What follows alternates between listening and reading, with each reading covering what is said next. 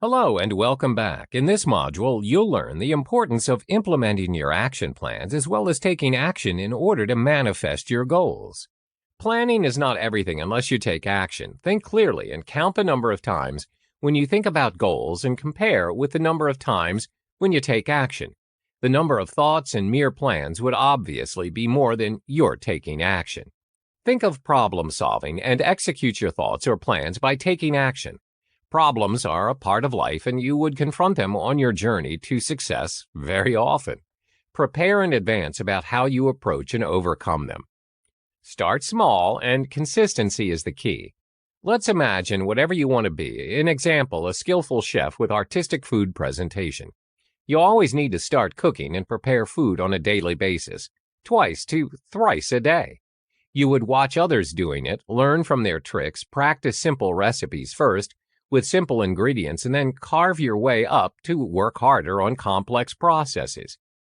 The simple early steps in taking action. Let's assume that you've determined the steps of taking action for a plan or a goal.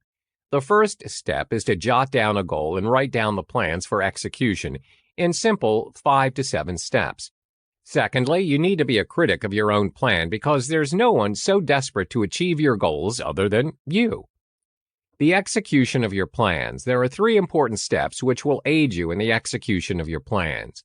1. Ensure your plans and goals turn into action. 2. Plan the sequence of your actions. 3. Start one habit at a time. 4. Write down your plans. First, make sure your plans and goals turn into action effectively, for efficient progression needs to be done gradually and in a consistent manner.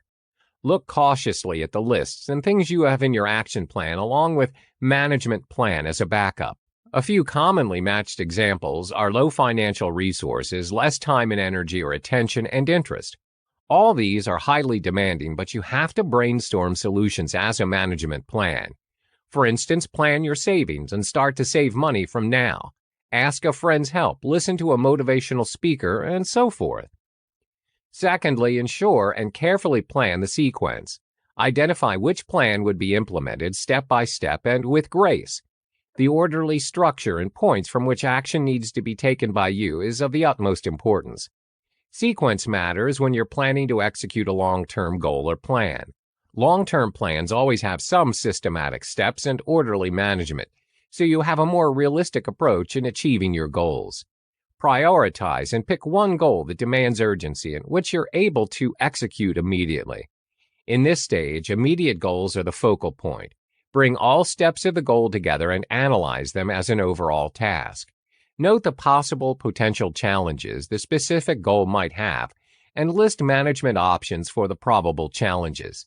Things to do also include whole management plans to prevent you from challenges leading to barriers.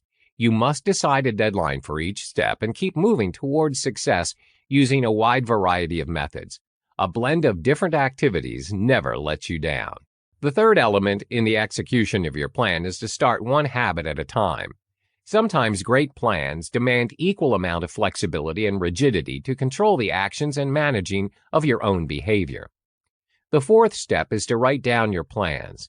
An American psychologist claimed something effective about writing down your plans to attain a clear idea on where you're headed. Writing is therapeutic. It is a fact since centuries from the start of psychology. But Dr. Gail Matthews, as a professor at the Dominican University in California, discovered that mentioning goals and dreams on a daily basis in a regular pattern is associated with achievement of desires as compared to those who don't do it. This is a small action and can be done in a few minutes daily.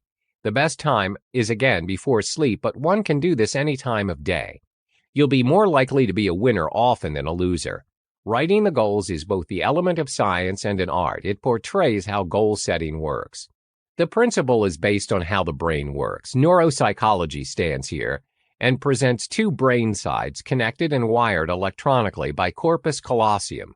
Left side as imaginative to let you think, and left hemisphere as literal makes you plan and act by pushing down the dream signals via spinal cord to all your body parts. Writing activates the left side. The logical brain turns it into consciousness by lighting it up under each cell of our body, saying, I want this and I mean it, shifting to "I will achieve this." The whole experiment throws you in a pool of clarity. Absorb the most from this well of goodness. Human imagination is endless. No doubt it focuses on bad more than good. While we start taking action, for instance, would you face success or failure? What are the chances of your losing? But now our main focus is, and center of attention is, if something would not work, what would be the reasons and how would you improve the situation? How to increase the chances to win and be a better version of who you are? How to act effectively and efficiently? Achieving such goals require a tremendous action plan and strategy to have your hands on your goals that you want to achieve. Be realistic, stick to facts in your action. In contrast to the plans, visualize rational outcomes, visualize what you expect good for you to transform your life. Do not be too hard on yourself, no matter how hard it can be during the execution of your action plan. Completion of a task, whether you succeed or not, is also a new beginning.